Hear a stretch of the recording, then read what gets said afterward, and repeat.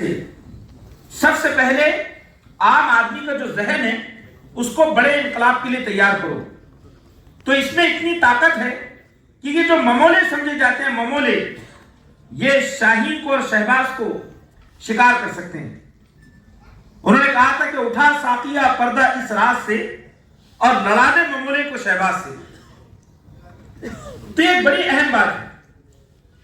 دوسری بات یہ ہے کہ دیکھیں دنیا میں جو لوگ طاقت حاصل نہیں کرتے، پریشر ڈیولپ نہیں کرتے، وہ دنیا کے اندر ہمیشہ ذلت کی موت مرتے ہیں.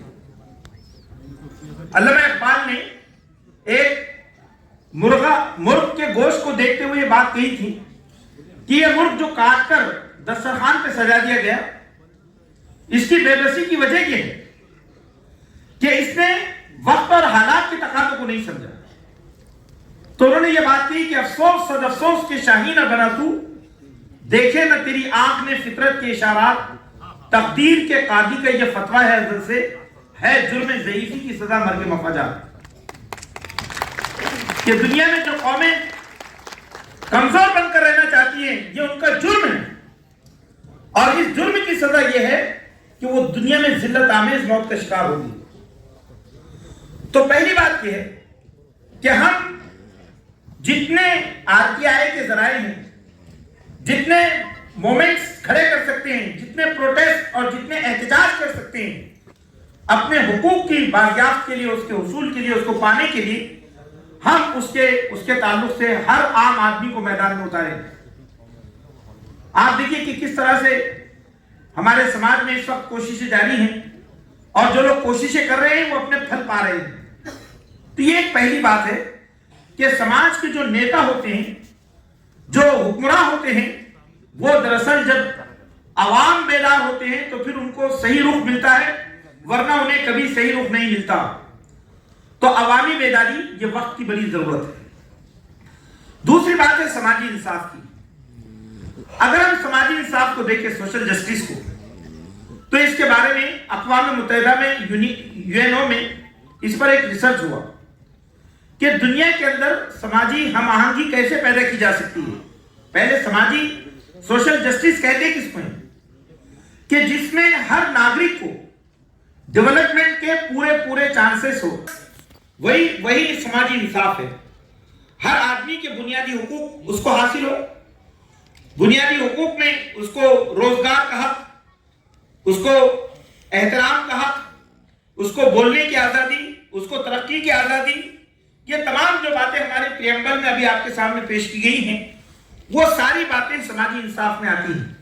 سماجی انصاف کے بغیر کوئی حکومت ترقی یافتہ حکومت نہیں بن سکتی. اقوام متحدہ نے ایک سلوگن پاس کیا. انہوں نے اپنے سلوگن میں یہ بات لکھی، جو 20 فروری کو جو یوم سماجی انصاف منایا جاتا ہے، تو اس میں جو سلوگن انہوں نے پورے دنیا کے انسانوں کے سامنے جو رکھا وہ کیا ہے؟ If you want peace and development, work for the social justice. کہ اگر تم امن اور سماجی ترقی چاہتے ہو تو تم سماجی انصاف پہ کام کرو. کہ اگر تم سماجی انصاف قائم نہیں کرو گے تو ڈیولپمنٹ اور پیس، یہ دو چیزیں کبھی تمہارے سماج میں قائم نہیں ہو سکتی.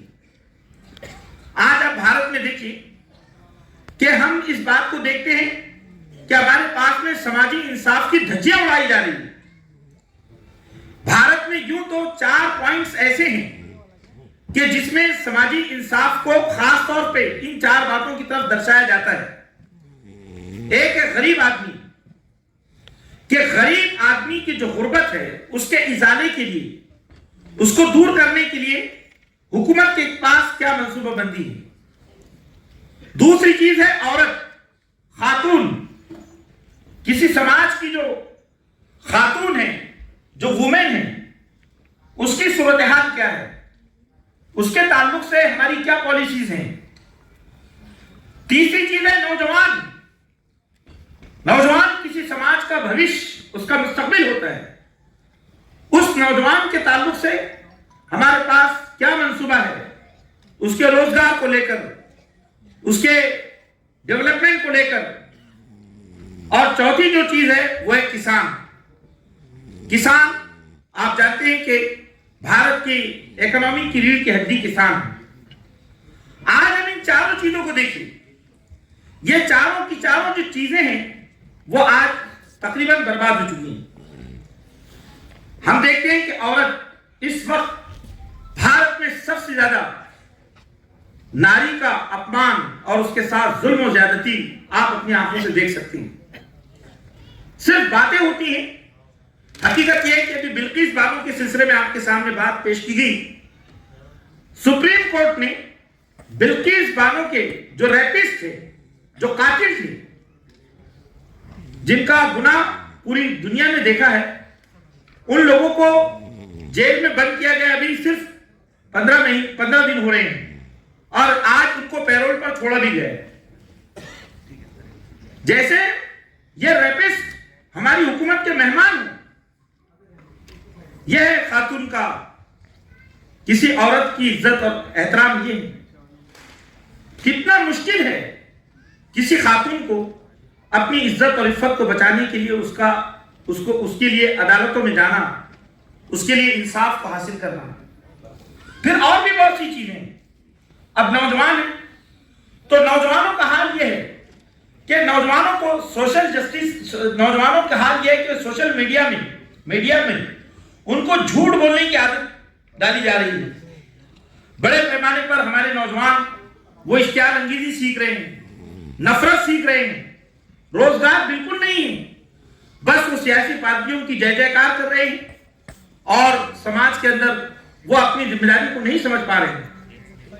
ابھی گزشتہ میں آپ نے دیکھا ہوگا کہ فیملی ہیلتھ سروے جو سامنے آیا تو اس میں یہ بات آئی کہ پنجاب کے اندر تقریباً 80% سے زیادہ نوجوان وہ نشے کے عادی ہیں۔ مہاراشٹر کی بھی یہی صورتحال ہے کہ مہاراشٹر کے اندر 70% سے زیادہ نوجوان جو ہے وہ اس وقت نشے کے عادی ہیں۔ آپ سوچئے کہ ہمارے اگر یہ نوجوان اخلاقی اعتبار سے، سماجی اعتبار سے، اور بے روزگاری تو اپنی انتہا کو پہنچ چکی ہے۔ بے روزگاری کا حال یہ ہے کہ اب اس کو بیان کرنے کے لیے کوئی ہمارے پاس آنکڑے بھی نہیں ہے کہ اس کو کہہ سکیں۔ تو یہ نوجوانوں کی حالت ہے اور کسانوں کی حالت تو آپ کے سامنے ہے۔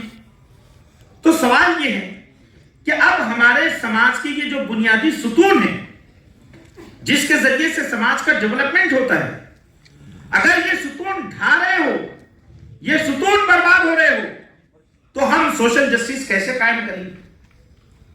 بھائیو، ایسا کیوں ہو رہا ہے؟ اس کی وجہ یہ ہے کہ ہم نے ایسی پالیسیاں بھارت میں آ رہی ہیں کہ جس کے نتیجے میں آپ بنیادی کچھ ظاہری چیزوں کو دیکھ رہے ہیں اور خوش ہو رہے ہیں، لیکن جو زیر زمین مسائل ہیں اس کو آپ نہیں دیکھ رہے۔ روڈ بنا دیے گئے، لاکھوں کروڑ روپے قرض لے کر، کس سے؟ IMF ورلڈ بینک سے قرض لے کر روڈ بنا دیے گئے، لیکن ہماری ضلع پریشد کے اسکولوں کو جا کر دیکھیں، ضلع پریشد کی اسکولیں ایسی ہیں، بہت ساری اسکولیں ایسی ہیں کہ ایسا لگتا ہے کہ وہاں پر ہم جانوروں کو بھی نہ باندھ سکیں، اور وہاں ہمارے قوم کا مستقبل پڑتا ہے۔ ایسے ہزاروں ٹیچرز، مہاراشٹر میں لاکھوں ٹیچرز ایسے ہیں جو پچھلے 20 سالوں سے تنخواہوں سے محروم ہیں، ان کے لیے آواز اٹھانے والا کوئی نہیں۔ مزدوروں کا حال آپ کے سامنے ہے، ابھی ویکینسیز کی بات آپ کے سامنے کہی گئی۔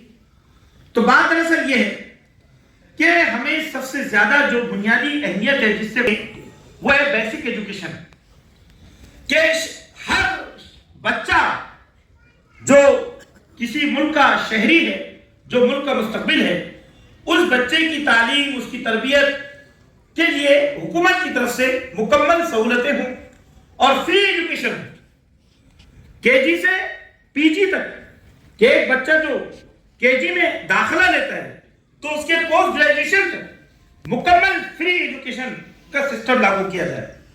لیکن